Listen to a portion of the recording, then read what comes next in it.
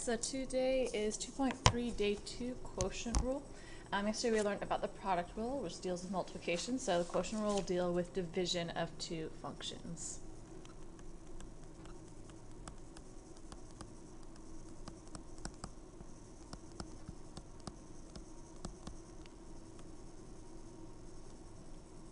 So the quotient rule says the derivative with respect to x of some function f of x divided by g of x. And it actually starts out very similar to the product rule. It's going to be f prime of x, the derivative of f of x times g of x minus f of x times g prime of x. So it's exactly the same except there is subtraction between the two. And then all divided by g of x squared. Or if you prefer it without function notation, you can use u divided by v, and it'd be u prime times v minus uv prime, all divided by v squared. Okay, so that is what the quotient rule says. And look at a couple examples. If g of x equals 3x minus 5 divided by x squared plus 7, and I ask you to find the derivative, you actually are going to end up using this quotient rule. You can see it's two functions divided by each other. So g prime of x, derivative of the top function, so the derivative of 3x minus 5 is 3, times your bottom function, minus, and then top function, so 3x minus 5, times the derivative of your bottom function, all divided by your bottom function squared. Okay, so then I'm just going to simplify from here. Distribute in my numerator.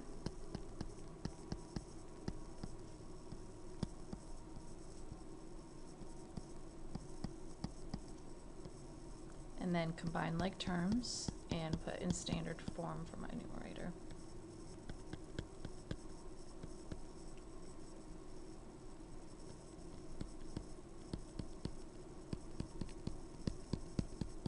And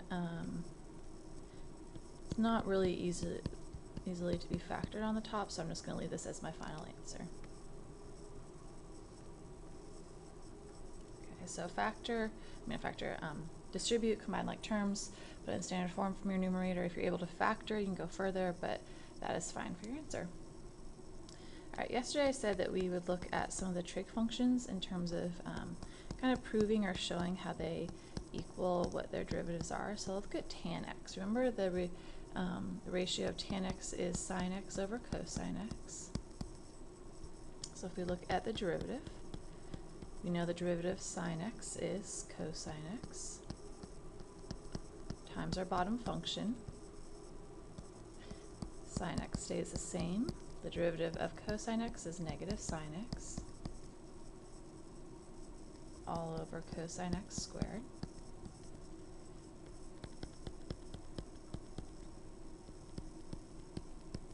Simplify our numerator. And what's kind of interesting, what happens is we actually have a Pythagorean identity. I don't know if you remember this, but cosine squared x plus sine squared x equals 1. So I'm going to replace that. So it's 1 over cosine squared x. And 1 over cosine squared x is the same thing as saying secant squared x.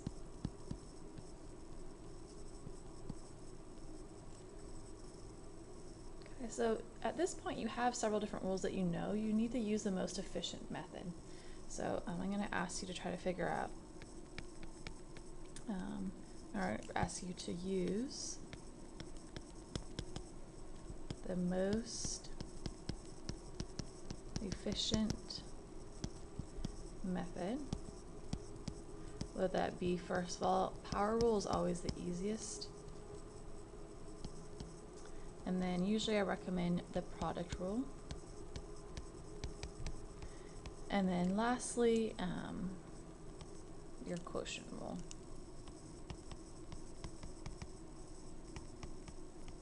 Okay, so when you look at each of these problems, try to figure out which one would be the easiest to use for finding the derivative.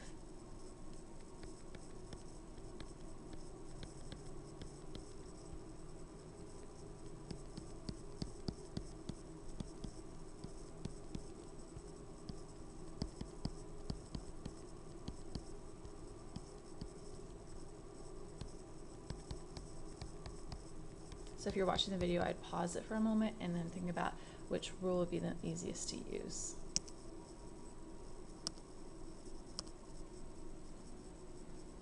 All right, for the first one, the power rule would actually be the easiest because you could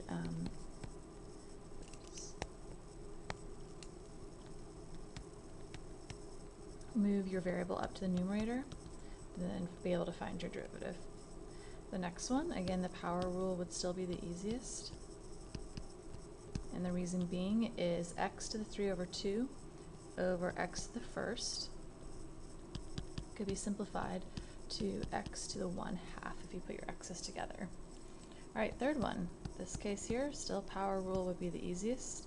It's just over 6, so you could actually say that it's 2x to the 3rd over 6 minus 5/6.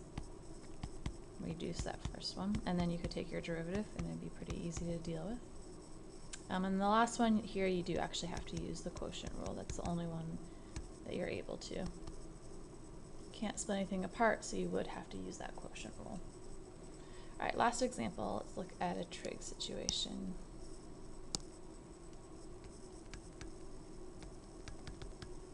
I gave you f of theta equals theta squared plus sine theta all over 1 plus cosine theta, and I'm going to ask you to find f prime of pi over 2. So you need to find your derivative at a specific spot. So you're actually finding the slope at a specific spot.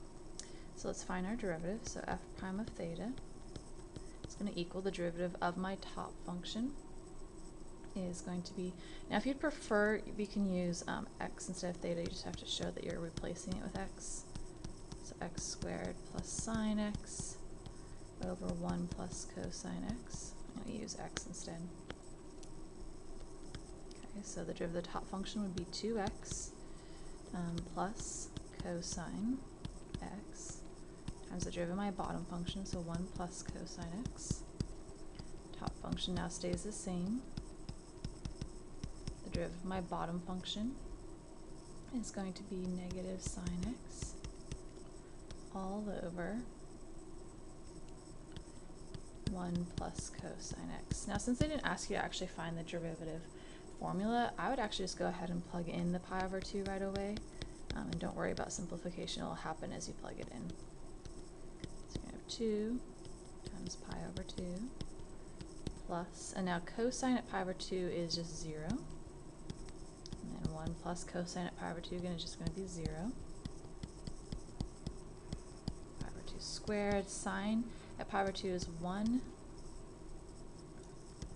And then we put a negative 1 in all over. And then cosine at pi over 2 is 0, so it's just 1 plus 0 squared. Okay, so from here we just need to simplify.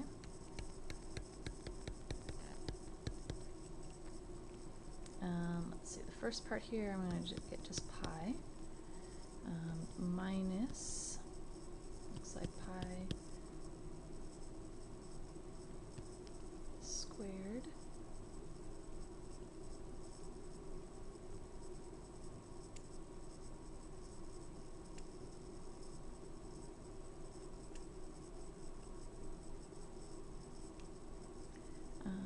over